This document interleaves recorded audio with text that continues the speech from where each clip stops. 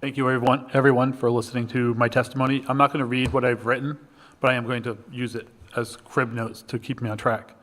My basic thoughts on the EFSB, having covered the EFSB now for 2.5 years and having researched the history of the EFSB, how it came into existence, the reasons for it, and also the lack of input that the public seems to have in the process have led me to some ideas and that I've written into this. I feel like that boards like the EFSB, councils like the Coastal Resources Management Council, and even commissions like the I-95 Commission or 195 Commission were not created so much to serve the people of Rhode Island. They were instead created to better serve the wealthy and the politically connected in a way that insulates elected officials from the consequences of decisions that would not withstand the scrutiny of a well-functioning democracy. When a board like the EFSB approves the permitting of a power plant that pollutes the water or tanks property values in an area, who takes responsibility? And when you ask politicians, and I can think of several, but I won't mention any names, they're quick to distance themselves from accountability, saying things like, I wish I could do more, or trust the process.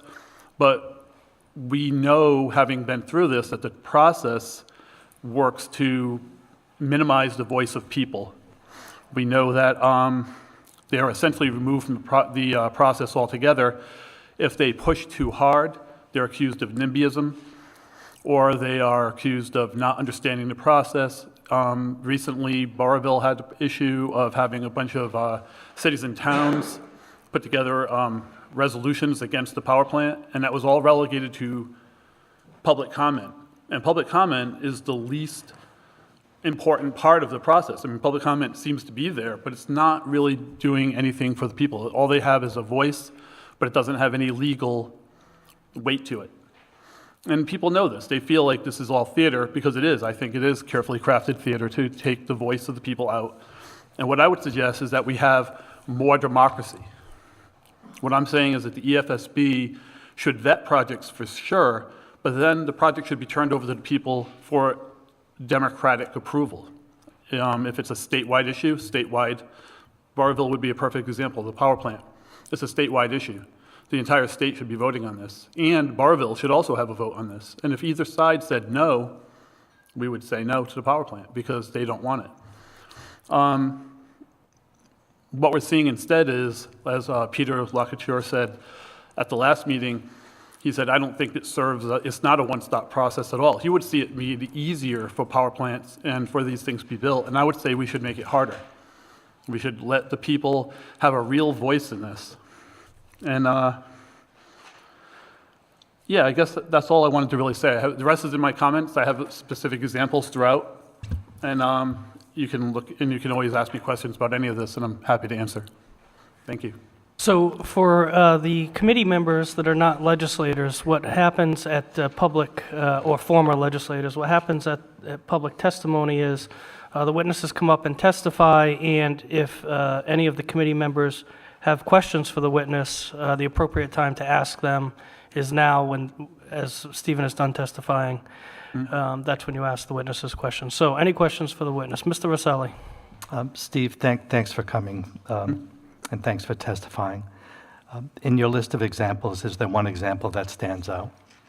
How some of the these agencies that are not publicly created cannot serve the public in a way that seems appropriate? Well, most recently, the CRMC passed, a liquefaction facility in the Port of Providence that nobody in the area wanted. There were dozens and dozens of people who came out, 80 people, I think, in total testified against it. 4 people testified for it. They were all connected to the project in some way, and they passed the project. The same could be said about Burrillville, where over the last few years, the testimony for the plant has trickled to zero. The last couple of public speaking meetings, there were nobody testifying for the plant, yet the plant is still on track. Theoretically, could still be licensed and still be approved. And yet there's zero, I've seen zero indication there's any public need, or not need, want for the plant. And I think there's an awful lot of people saying they don't want it, and yet there's every chance this could be actually licensed, which would be completely the opposite of what everybody claims they want. And that's not a process, that's a rubber stamp. And we also know that FERC does that to Rhode Island on a federal level. And so there's this argument that maybe the state could do this to municipalities on a local level, but I don't think that holds. I think that's, it's not a good process. It's not involving people, and people rightfully feel they have no voice, and I think they do have no voice in this process. So I'm trying out. Thank you. Ms. Moses. Steve, thanks for coming out and thanks for covering these important issues. One of the ideas you mentioned was voting, both the host community and statewide. The first sort of analogous situation or where that happens that comes to mind is gambling. I'm Right. just curious if that happens on any other issues in Rhode Island, or perhaps the chairman might be able to speak to that. I thought of gambling as well, but I can't think of any analogous issues to it at all. Yeah. I can tell you on the gambling, because I was in the legislature when there was a proposal to put a casino in Newport. That's a constitutional issue in the state, and I believe it's the only thing like that that's in the Constitution that gives the cities and towns a right to vote. So I believe that is a unique, that's a unicorn.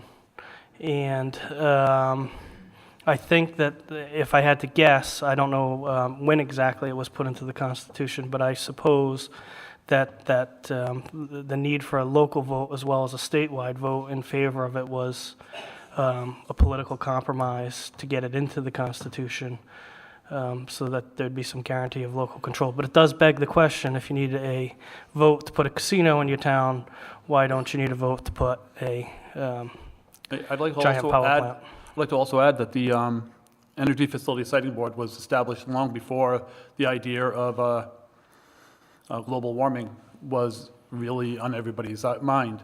And so it's 30-year-old legislation that doesn't really reflect like the urgency that many, many people feel about global warming and their ability to influence their government into taking steps, proactive steps against it.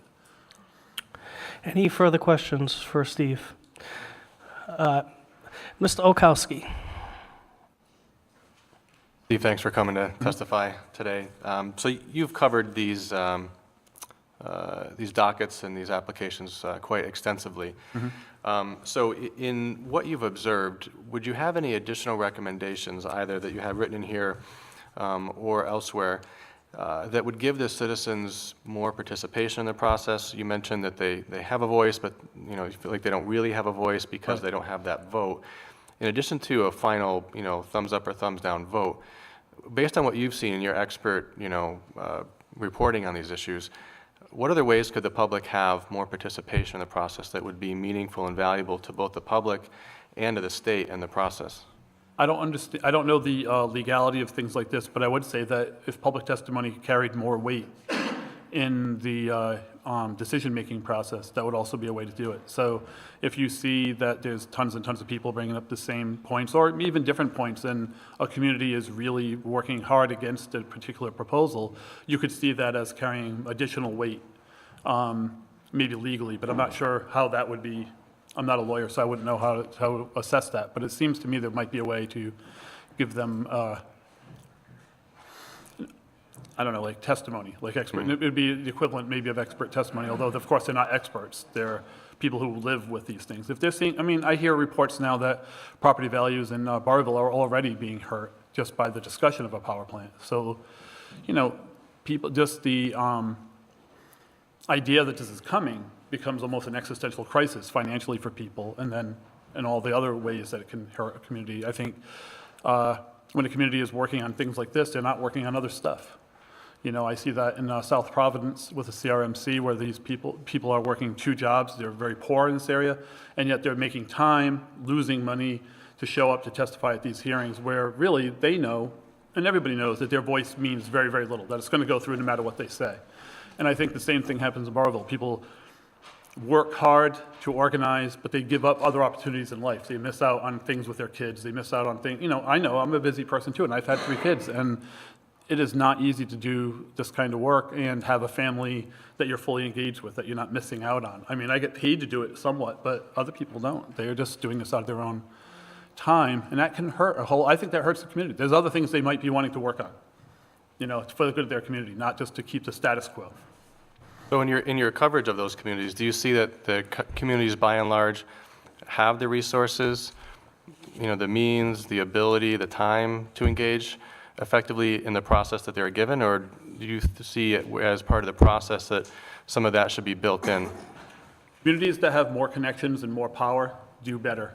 I mean, if we look back at things like a few years ago when they wanted to put in a LNG terminal in the bay, okay, when the people in, the nice parts of Cranston and Warwick were against that we had, like, all the legislators, we had White House and other people speaking out against it, and it got killed on a federal level. That project died.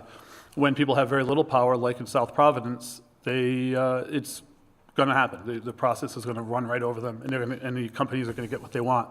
When it happens to a place like Burrillville, we're talking about a community that's relatively middle class, so I would say it's a coin toss whether they get, but it's not just because of the power they have or don't have how that's going to go down, or so it seems to me, having seen this for many, many years. They would never suggest putting the Burrillville power plant on the east side of Providence, even if there was a perfectly good place to cook it up. They would not suggest it. It just wouldn't happen. Thank you. Yep. Any further questions for Steve? Steve, not so much a question, but just a comment. I want to say thank you for, I know you've been at all the siting board meetings, because I've been there and I've seen you. Thank you very much on behalf of myself, and I know the people of Burrillville are thankful too. Thank you so much. Thank you. And thank you for coming today. All right, thank you.